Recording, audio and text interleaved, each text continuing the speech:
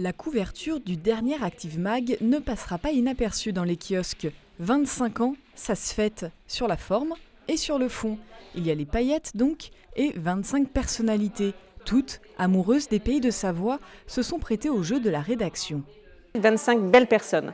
Donc on a des gens qui sont tous issus de la région ou qui étaient de passage dans la région. Ça va de Jean-Michel Jarre, qui est lyonnais et qui était à Lyon d'ailleurs il y a quelques jours, Azep, qui est genevois, le papa de Titeuf.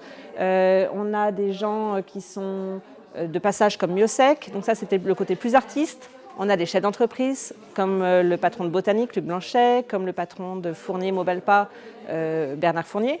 On a aussi André Dussolier, forcément, l'Annécien que tout le monde connaît.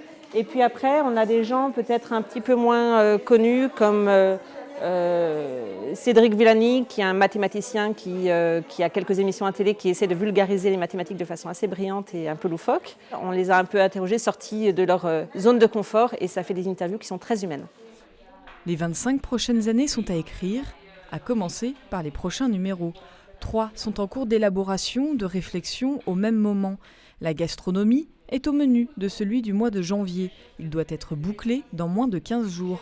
Si les pays de Savoie restent le cœur de la zone de couverture, il arrive à la rédaction de jeter un œil en Rhône-Alpes et en Suisse. Active a commencé en 91 à Annemasse. C'était Michel Collin qui l'avait créé à cette époque-là. C'était un magazine qui faisait une vingtaine de pages, qui était vraiment borné sur cette ville. Et puis, au fil du temps, on l'a racheté, nous, Sopreda, 3 ans après. Et on en a fait un beau gros bébé, bien dodu, mais bien joyeux aussi. La recette du succès, elle est dans l'impertinence, elle est dans la surprise.